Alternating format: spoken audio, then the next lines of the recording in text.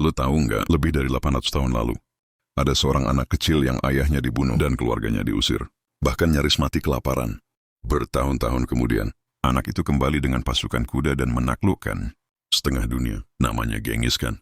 Tapi sebelum jadi penakluk, paling ditakuti dia cuma bocah bernama Temujin, yang bahkan sukunya sendiri nggak mau mengakuinya sekitar tahun 1202. Di dataran luas, Mongolia yang dingin dan penuh angin, lahirlah Temujin. Ayahnya Yesugei adalah kepala suku kecil, ibunya Holon, perempuan tangguh yang diculik Yesugei dari suku lain. Praktik yang saat itu dianggap biasa. Masa kecil Temujin tidak lama terasa aman. Saat ia baru sekitar 9 tahun, Yesugei diracun musuh lama suku Tatar. Begitu kepala keluarga mati, dukungan suku langsung hilang. Keluarga Temujin diusir. Bayangkan ibu dan 6 anak kecil harus bertahan sendiri di padang rumput beku, tanpa kuda, tanpa makanan. Mereka hidup dari berburu tikus, memetik akar, dan sepemakan sisa makanan yang bisa ditemukan. Kelaparan dan ancaman suku lain jadi pelajaran pertama. Temujin percaya, nggak ada yang bisa dipercaya, kecuali keluargamu sendiri dan kekuatan dirimu sendiri. Temujin tumbuh jadi remaja keras kepala. Di usia belasan, dia sempat ditangkap oleh suku Taichut yang menganggapnya ancaman. Tangannya diikat papan kayu besar. Hampir mustahil kabur. Tapi dengan kecerdikan dan sedikit keberuntungan, dia melarikan diri dengan bantuan seorang penjaga yang bersimpati.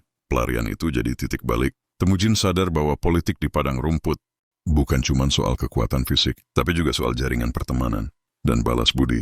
Dia mulai mencari sekutu, suku-suku kecil, pemimpin muda, orang-orang buangan yang juga butuh perlindungan. Di masa ini, dia juga menemukan cinta sekaligus luka besar. Dia menikah dengan Berthe, gadis yang kemudian jadi pendamping seumur hidupnya. Tapi tak lama setelah menikah, Berthe diculik oleh suku Makets, musuh lama keluarganya. Temujin tidak diam. Dia mengumpulkan pasukan kecil, meminta bantuan sekutu, dan melancarkan serangan kilat untuk merebut kembali. Istrinya Boruto berhasil diselamatkan. Kemenangan kecil ini membuat namanya mulai dikenal. Langkah berikutnya lebih besar. Menyatukan suku-suku yang selamat, berabad-abad saling membunuh. Temujin menawarkan sesuatu yang radikal untuk zamannya. Jabatan untuk yang paling mampu, bukan hanya bangsawan. Perlindungan bagi pedagang dan orang biasa. Aturan hukum yang sama untuk semua. Perlahan tapi pasti, suku-suku kecil mulai bergabung. Dia mengalahkan Tatar, Maket, Skride, dan Naiman, suku-suku besar yang selama ini mendominasi. Tahun 1026 setelah menundukkan semua lawan, para pemimpin Mongol mengangkat Temujin sebagai Genghis Khan, artinya penguasa semesta. Dari sinilah dunia mengenalnya sebagai Genghis Khan. Begitu semua suku Mongol bersatu, kekuatan mereka jadi seperti badai. Genghis Khan menciptakan sistem militer yang revolusioner. Pasukan kavaleri super cepat, sanggup bergerak ratusan kilometer dalam sehari. Struktur desimal, pasukan dibagi unit 10-100 ribu, membuat komando lebih rapi. Sistem komunikasi dengan bendera trompet, yang bisa mengganti tunggangan di pos-pos khusus. Strateginya cerdik dan brutal. Serangan jarak jauh dengan panah komposit yang bisa menembus baju besi. Pura-pura mundur untuk memancing musuh keluar, lalu berbalik menyerang.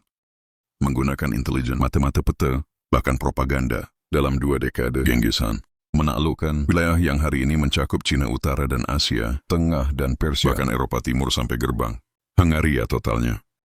Dopop tadi dirimu dari imperium darat terbesar dalam sejarah. Meski dikenal brutal, Genghis Khan juga membawa ide-ide maju, kebebasan beragama. Semua orang boleh menyembah sesuai keyakinan. Jalur dagang, jalur sutra dibuka kembali, menghubungkan Asia dan Eropa. Sistem pos kilat dengan stasiun Kudayam, cikal bakal layanan kurir modern. Perlindungan untuk pedagang, ilmuwan dan pengrajin. Di balik perang, ia mengerti bahwa perdagangan dan ilmu pengetahuan adalah sumber kekuatan sejati. Tahun 1227 saat kampanye melawan dinasti Sisha di Tiongkok, Genghis Khan meninggal. Penyebab pastinya masih misteri. Ada yang bilang jatuh dari kuda, ada yang bilang sakit parah, ada juga legenda bahwa ia dibunuh. Lokasi makamnya pun tidak pernah ditemukan. Menurut tradisi Mongol, pemakaman dirahasiakan. Pasukan yang membawa jenazahnya bahkan dikabarkan membunuh siapa saja yang melihat iring-iringan, lalu bunuh diri agar tak ada saksi. Sampai hari ini, makam Genghis Khan tetap jadi salah satu misteri sejarah terbesar. Dari anak buangan yang nyaris mati kelaparan, Genghis Khan tumbuh jadi penguasa yang memaksa dunia mengenalnya. Dia meninggalkan warisan kontradiktif, kekerasan yang menghancurkan kota-kota besar, tapi juga sistem perdagangan dan hukum yang mempercepat pertukaran budaya antara Timur dan Barat. Sejarawan sepakat, tanpa Genghis Khan, peta dunia hari ini mungkin sangat berbeda.